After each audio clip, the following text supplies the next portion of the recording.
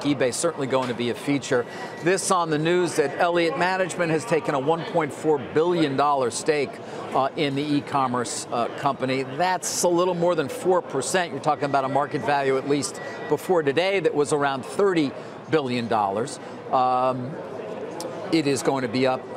They're not focused on sell the company, although we will get to that in a moment. They are focused on underperformance, of course, at the key marketplace. And remember, this is not your old eBay, the one I did a documentary on all those years ago, where it was about selling things that you didn't want anymore, or what was in your attic or your basement. This is, that's only 10% is used merchandise. This is a competitor to all the other e-commerce sites out there, such as, of course, the giant amongst them all, Amazon.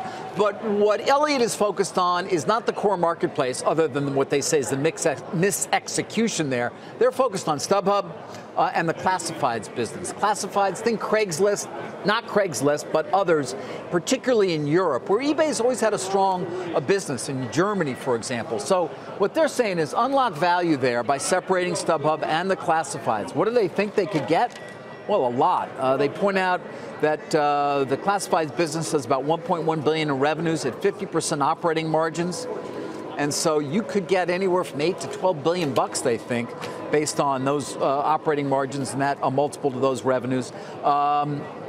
StubHub, maybe closer to $4 billion. Competitors trade somewhere around 16 times EBITDA. You get the point. If you spin them both, their belief is you create value. Jim, you then leave the core marketplace business that they feel has not been attended to properly and that they think could deliver a lot more value than the current stock price. I can't agree with them more. I mean, I've been watching StubHub, which is an excellent company. I mean, what's really interesting here, StubHub is excellent. Their classifieds are excellent. The marketplace is excellent. But what did they miss? How about the fact in this letter, they missed Wayfair.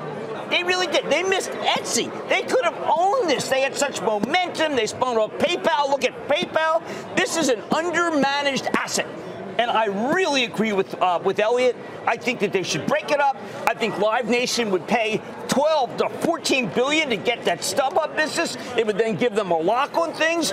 David, eBay, when I read this, why not just sell it to Alphabet?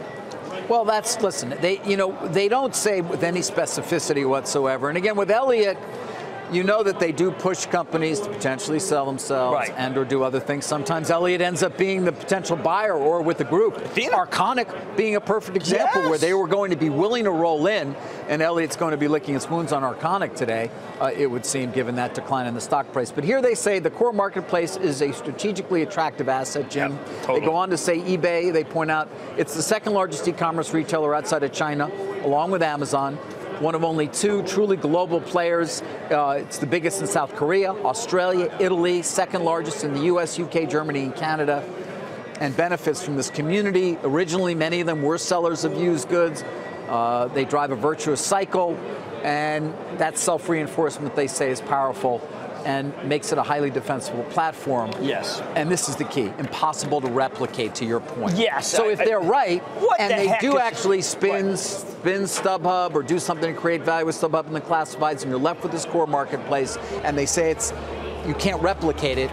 No, but the gross margins, they have just declined and declined in an area that they own. And look at the value that Etsy has created during this period. Look at what's happened with Amazon during this. But this was just a pristine asset. It really is incredible to me. They separate PayPal, and suddenly you have Dan Schulman creating a level of value that nobody thought was possible. I agree with Elliott. I would vote for them.